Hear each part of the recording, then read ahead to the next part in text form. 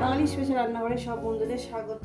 আজকে আমি রান্না করে দেখাবো বগো মাছের ঝাল। বগো মাছের ঝাল করার জন্য আমি এখানে বগো মাছটা লবণ হলুদ মাখিয়ে নিয়েছি। আর এখানে আছে আপনার ধনেপাতা, পেঁয়াজ কুচো, আলু, রসুন, আদা, কাঁচা পাকা লঙ্কা। আলুটা যদি আপনাদের ভালো না লাগে বাদ দিয়ে দেবেন। এই আমার লেগেছে। রেসিপিটি শুরু করার আগে বলবো লাইক করবেন, শেয়ার করবেন। নতুন রেসিপি পেতে গেলে চ্যানেলটাকে সাবস্ক্রাইব করে নেবেন। বন্ধুরা ঠিক যেভাবে খাই ঠিক আপনাদের সেইভাবে দেখাবো। চলুন বন্ধুরা রেসিপিটি শুরু করা যাক। বাড়িতে অবশ্যই ট্রাই করবেন আর কেমন হয়েছে কিন্তু জানাতে ভুলবেন না। গ্যাস ধরিয়ে দিয়েছি, কড়া বসিয়ে দিয়েছি। কড়া আমার গরম হবে। গ্যাসটা আমার গরম হয়ে কড়াটা আমার গরম হয়ে গেছে। দিয়ে দেবো পরিমাণ মতন তেল। পরিমাণ মতন তেলটা আমি দিয়ে দিয়েছি। তেলটা আমার গরম হয়ে গেছে। দিয়ে দেবো সামান্য পরিমাণে একটু লবণ। দিয়ে দেবো এক এক করে মাছ।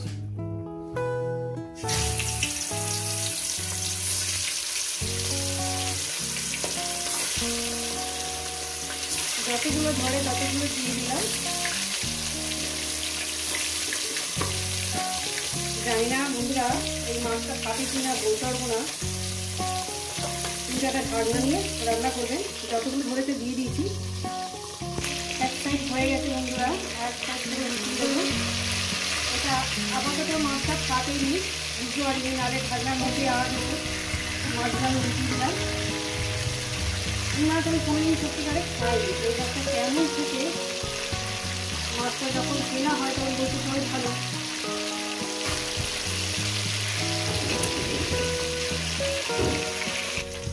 মাছগুলো আমার ভাজা হয়ে গেছে। মাছগুলো আমি এক এক করে তুলে নেব। বাদ বাকি মাছগুলো দিয়ে দিয়েছি বন্ধুরা। এগুলো ভেজে নিচ্ছি। আচ্ছা বন্ধুরা মাছগুলো আমি ভেজে নিয়েছি। এবার আলুগুলো আমি ভেজে তুলে নেব। আলুগুলো যেন ভাজার মধ্যে যেন সিদ্ধটা হয়ে যায় সেইভাবে কিন্তু আলুটাকে ভাজবেন।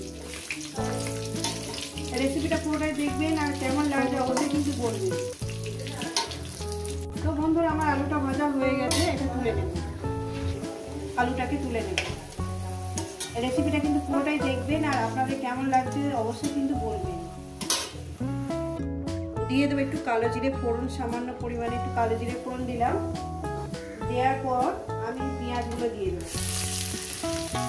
পেঁয়াজগুলোকে আমি সুন্দর করে লাল লাল করে একটু ভেজে নেব। পরিমাণ মতো লবণটা আমি দিয়ে দেবো। মোটামুটি আমি যেভাবে খাই ঠিক আপনাদের সেইভাবেই কিন্তু দেখাচ্ছি বন্ধুরা। পেঁয়াজটাকে আমি মিনিট 3 ধরে ভেজে নেব। মিনিট 3-4 মিনিট ধরে ভেজে নেব সুন্দর করে। পেঁয়াজটা আমি ভেজে নিয়েছি বন্ধুরা। এইবার দিয়ে দেবো মশলাটাকে। মশলার বাটি ধোয়া জলটা আমি দিয়ে দেব।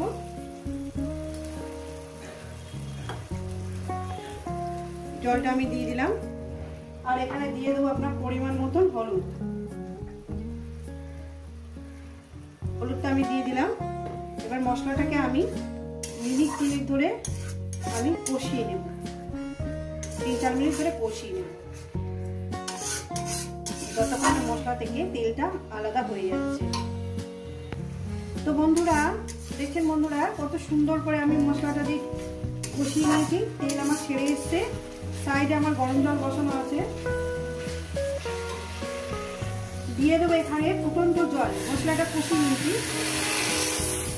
দিয়ে দেবো একদম ফুটন্ত জল। এই ফুটন্ত জলে দিলাম বলে একেবারে মাছ আর আলুগুলো একেবারে দিয়ে দিলাম একসঙ্গে।